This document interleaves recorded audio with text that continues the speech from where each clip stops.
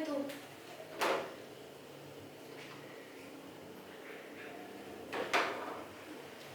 Yang benar saja, ini aku tidak salah lihat bukan? Luar biasa. Salut, salut, salut. Baru kali ini aku melihat perhelatan besar sekelas internasional dengan kearifan lokal Indonesia. Kalian mengerti kan maksudku?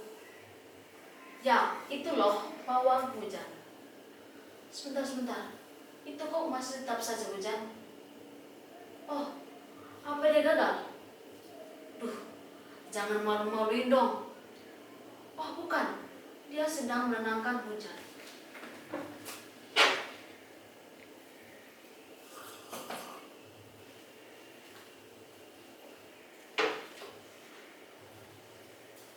Apa kalian pernah melihat pawang hujan beraksi? Atau mendengar bagaimana mereka melakukan banyak cara menghalau awan hitam? Kabarnya, bahkan ada yang tidak boleh mandi atau harus melemparkan celana dalam ke atas genting supaya hujan tidak turun. Bawang merah dan cabai bisa jadi perantara kalau ditusukkan tusuk sate dan ditancapkan di tanah atau media lainnya. Tapi itu artinya melawan Gusti Allah.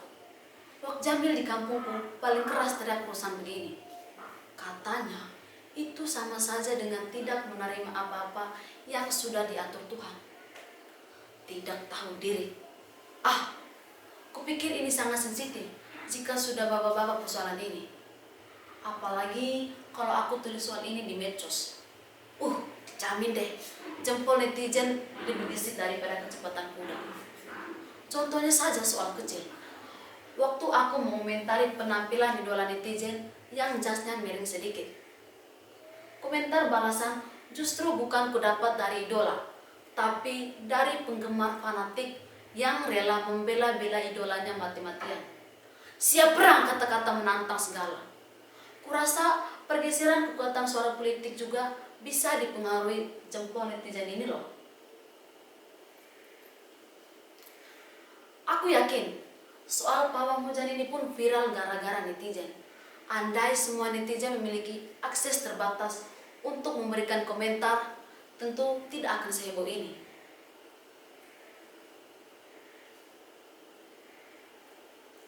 Aku ingat sesuatu, bukan soal menghentikan hujan, tapi sebaliknya. Suatu hari di perkampungan nenekku, kemarau betas kali menyambangi. Penduduk sudah mulai gelisah dengan cuaca panas, persediaan makanan yang semakin menipis, dan sawah lada yang kekeringan. Nenek bilang, biasanya ada upacara jika keadaan terus menggelisahkan seperti itu. Penduduk di sana mayoritas petani. Mereka sangat menggantungkan penghasilannya dari hasil tani. Kau bisa bayangkan bukan? Apa jadinya jika panen gagal terus, sementara kebutuhan terus mendesak? Sejak dulu, upacara ritual selalu menghadirkan cincong. Harus ada boneka itu yang jadi perantara untuk memanggil hujan. Itu dimulai oleh Rantasi, leluhur di desa ini.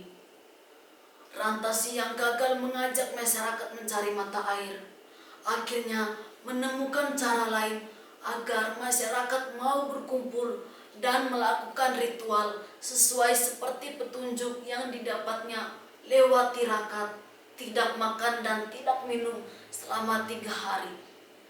Dalam petunjuk itu, masyarakat harus melakukan ritual dengan media cincong.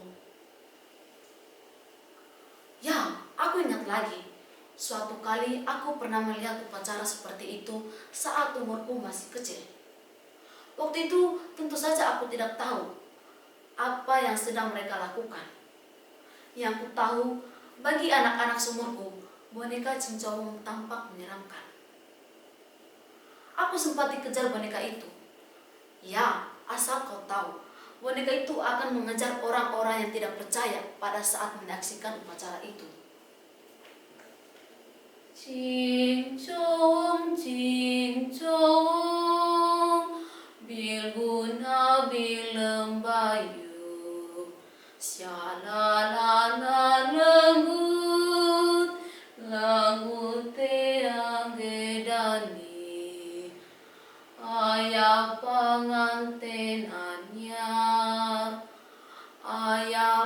pengantin anyar, lili pring.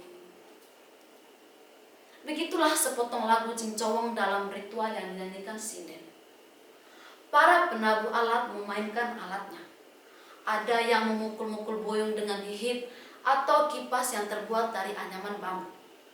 Ada yang memukul bokor dari kuningan dengan 2 buah ruas kayu. Aku bersama kakakku diam-diam menikmati pertunjukan ritual itu. Suara musik yang tercipta antara pukulan kayu di bokor, nyanyian sinden, dan gerakan sekecil apapun terasa menggugah. Musik yang didengar saat ritual pun menarik. Ada perasaan lain, seperti berada di dunia berbeda. Sementara itu, Ibu Nawita yang jadi gundu berada di halaman. Tampak olehku, ia memangku boneka memasuki area tempat ritual berlangsung. Di atas tikar sudah tergelar sesajen, parukuyan yang dilengkapi dengan kemenyan, telur asin, tumpeng kecil, cerutu, gula batu, kue-kue, kembang rampit 7 warna, dan macam-macam lagi yang tak bisa kuingat semua.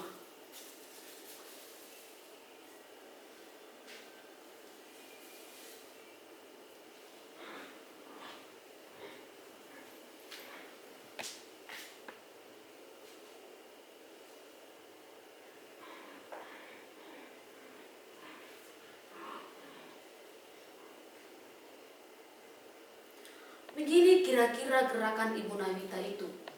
Berjalan di antara anak taraje, celah antara anak tangga, dari bambu ini ukurannya memang cukup untuk 1 langkah kaki. Ibu Nawita terus berjalan, diikuti oleh 2 orang lain. Beriringan dari ujung awal sebelah sini sampai ujung akhir di sebelah sana. Mereka berjalan bolak-balik selama 3 kali.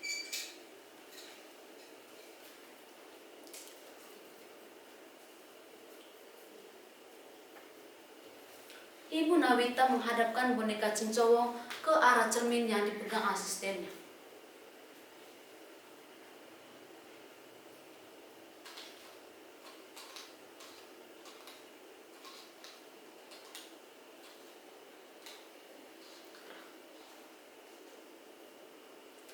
Bidadari lagi teka, bidadari lagi teka, jakru jakranti, kami junjang kami loko, pajulo-julo, temu bumi ring, mandi loko.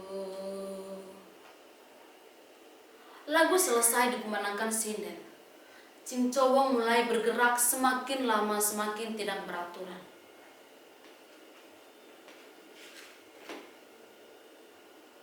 Bayangkan, aku yang awalnya menikmati pukulan kayu di bokor dan nyanyian sinden jadi keheranan. Konon katanya saat itu roh leluhur sedang memasuki boneka cincowong.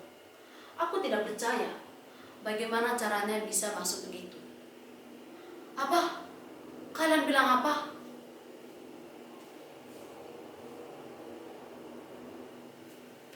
Tidak, kalian jangan bilang aku tidak menghargai adat. Aku masih kecil waktu itu, tidak mengerti hal-hal semacam itu. Ya, namanya juga anak kecil toh. Tidak masuk akal buatku waktu itu. Sekarang, gimana sekarang? Penasaran ya? Kalian kepo. Waktu itu aku berbisik pada kakakku, upacara ini aneh dan tidak masuk akal. Lalu iseng komat kami. Cincowong, cincowong, ilu canting abak bubu. Cincowong, cincowong, kepala canting badan bubu.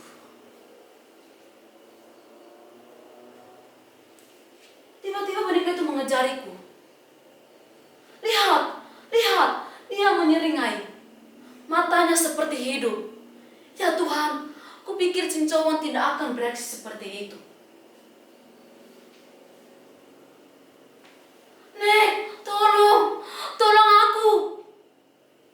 Aku seperti bisa mendengar boneka cincowong itu berbicara. Kamu bocah, berani-beraninya mengolok-olok aku.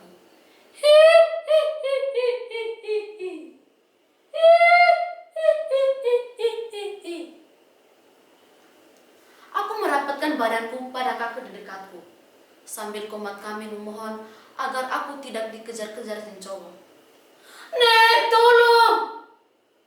Nenek yang sedang berada di teras dekat halaman mendekati aku. Kamu bicara apa tadi? Tidak boleh begitu. Percaya, kamu harus percaya. Kamu juga tidak boleh mengolok-olok cincong. Tapi, Nek, tolonglah usir boneka itu. Jauhkan dia dari aku. Ampun, Nek, ampun. Iya, aku percaya. Maaf, cincong. Ibu Nabita dan seorang asistennya memegang lagi boneka cincong itu. Kepala cincong dari batok kelapa itu dilukis dengan riasan, diberi baju warna kuning, dipasangkan sampur di badannya yang terbuat dari bambu dan lehernya berhiaskan kalung Kamboja. Suasana malam hari di halaman terasa mistis. Kupikir tampilannya jadi lebih menyeramkan ketika boneka itu terus bergerak-gerak. Ritual diakhiri dengan saweran bunga Kamboja yang dicampuri dengan air yang diciprat-cipratkan ke arah penonton.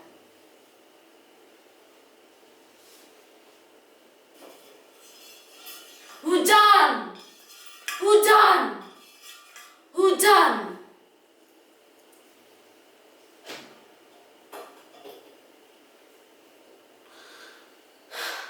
Untung saat itu aku segera ditolong.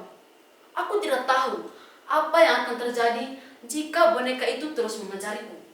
Saat itu aku kapok mengolok-olok sesuatu yang sudah menjadi adat atau hal-hal yang tampak tidak masuk akal. Hei, lihat itu! Ada pembalap yang meniru gerakan pawang hujan.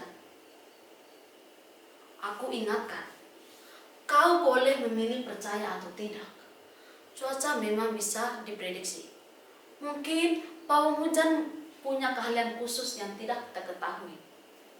Mungkin saja keahlian itu diturunkan. Ibu Nabita di kampung nenek juga kabarnya merupakan turunan dari Rantasi, perempuan yang keras kepala mengajak penduduk desa mencari mata air.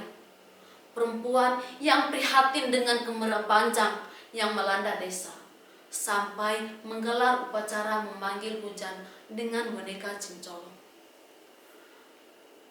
Ada satu rahasia yang baru ku ketahui. Beberapa hari yang lalu, sebelum nenek meninggal, ternyata nenek juga keturunan Rantasi. Dan menjadi pundu pernah dilakukan sebelumnya, dilanjutkan Ibu Nabita yang dirasanya lebih kuat kebatinannya.